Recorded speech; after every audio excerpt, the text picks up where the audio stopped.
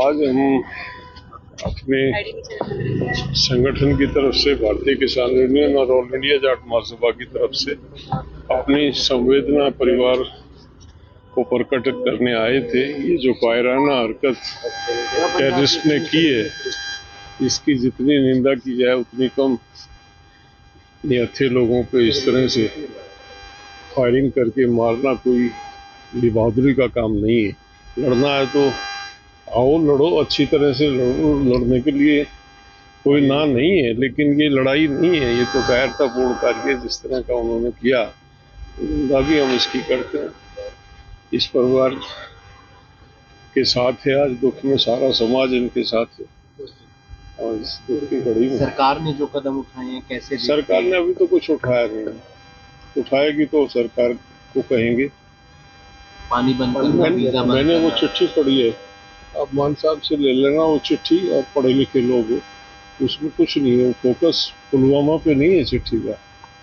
उस चिट्ठी में स्पष्ट लिखा है कि उसमें कुछ त्रुटियां हैं, सर्कमस्टांसेस बदल गए हैं, तो उसको रिव्यू करने की आवश्यकता है। तो क्या ऐसी चिट्ठी लिखी जाती है? किस चिट्ठी का जिक्र? वो चिट्ठी जो लिखी है पाकिस्तान सरकार को, उसकी कॉपी मान साहब दे देंगे आपको। पानी को लेकर मैंने इनको भेज रखी है। वो चिट्ठी ऐसी नहीं है कि वो क्लियर ही लिखा हो कि तुमने ये कायरतापूर्ण कार्य किया और इसकी वजह से तुम्हारा पानी रोक रहे हैं। रोकने का जिक्र नहीं है, उसमें रिव्यू करने की बात कर रहे हैं और वो टेक्निकलिटीज पे बात कर रहे हैं। तो ये देश को 140 करोड़ लोगों को क्या समझते हैं कि लोग जो है बिल्कुल मूर्ख हैं। आज जो है इतना ट्रांसपेरेंसी आ गई है, वो चिट्ठी पब्लिक है। लेकिन पानी रोकना ठीक है? पानी बेसिकली कुछ दुश्मन के साथ कुछ भी करना गलत नहीं होता। जब मेरा शत्रु है वो हमें बर्बाद करने पे लगा हुआ है, तो हमको भी वो नहीं होता, गांधी जी के तरीके से नहीं होता गाल दूसरा आगे कर दो। हम तो लड़ाकू रहे हैं, लड़ने वाले रहे हैं, हमने अपने बच्चे दिए, ये हमारा बच्चा गया। इस तरह से हमने अपने बच्चे फौज पे देते हैं, बॉर्डरों पे देते हैं।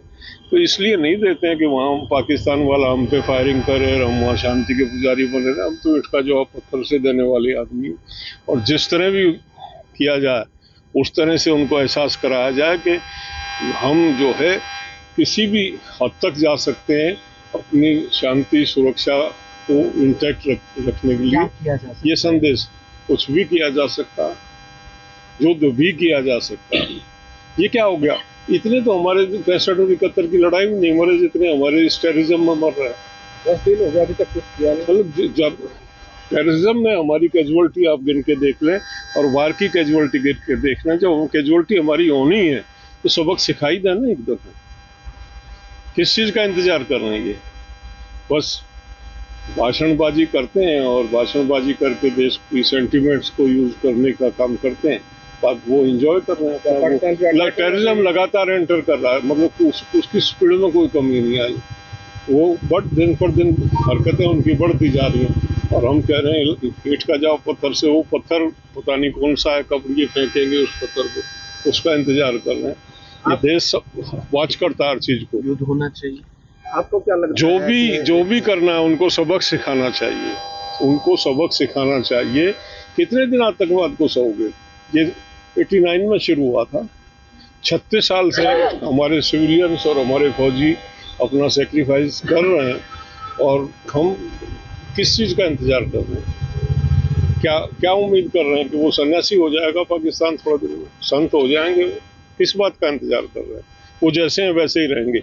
हमको उनको काउंटर कैसे करना है ये देखना है। हिमांशी ने कहा है कि कश्मीरी मुसलमानों को छोड़कर जिन्होंने किया है उन पे कार्रवाई होनी चाहिए। बेसिकली मैं तो अपने यहाँ के मुसलमानों की तो बात ही नहीं कर रहा मैं, वो बेचारे थोड़े हैं इसमें। वो तो सीधा हिंदुस्तान पाकिस्तान का मसला, और टेररिज्म पाकिस्तान से आ रहा, पाकिस्तान से सारा आके वो यहाँ पे हमारे भी कुछ बच्चों को बरगला रहे हैं, और खुद तो वो कर ही रहे हैं ऑपरेट, तो मास्टरमाइंड तो वही है। तो सबक नहीं सिखाएंगे तो चलता रहेगा। कब तक हम इंतजार करेंगे? 36 साल हो गए मेरे हिसाब से, जहाँ तक मुझे याद है, इस टेररिज्म को। जब वो मुफ्ती मोहम्मद की लड़की को पकड़ के छोड़ा गया था, उसके बाद शुरू हो गया था। लोकल की भी इन्वॉल्वमेंट हो सकती है, ऐसा लगता है? मैंने गुमराह करते हैं कुछ बच्चों को, लोकल भी आते हैं उसमें।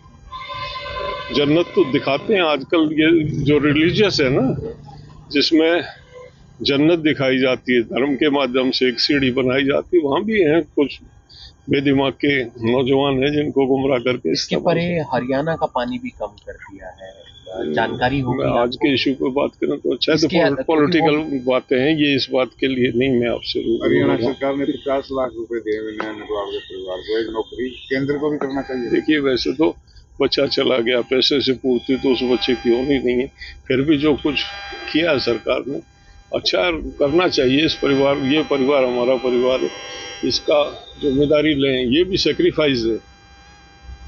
देश के दुश्मनों ने ही उनको मारा है, ये भी सेक्रीफाइस है। जो भी गए हैं, एक नरवाल नहीं, जो भी गए हैं, जितने लोग भी गए हैं उस हादसे में, तमाम को इसी तरह से गवर्नमेंट कंपनसेट करे हर तरीके से, फाइनेंशियल भी, और उनके परिवार की आगे सुरक्षा के लिए नौकरी वोकरी का जो भी प्रबंध जितना हो सकता है वो करना चाहिए। युद्धवीर जी, किसानों ने गेहूं की फसल को पाला और अब मंडियों से गोदामों में पहुंच चुके हैं, लेकिन काफी बारिश हुई है लगातार, कंटिन्यू ऐसे ही पड़े हुए हैं, गेहूं खराब हो रहा है। देखिए, अपने आप को किसान मुख्यमंत्री है प्रदेश का, और उसको मतलब ये सोचना चाहिए कि क्या हो रहा है। मतलब किसी लेमैन को, मनोहर लाल खट्टर को तो शायद बताने की आवश्यकता थी, क्योंकि वो तो शहरी परिवेश से उनका संबंध था, लेकिन अगर इनको सैनी साहब को भी बताना पड़े और कहना पड़े तो ये बहुत शर्म की बात है। उनको संज्ञान में लेके तुरंत उसको कॉम्पनसेट करना चाहिए। पंजाब एक हो गया पूरे पानी, और ऐसे ही नहीं, खेत की फसल की नहीं, मंडी में जो खराबा हुआ,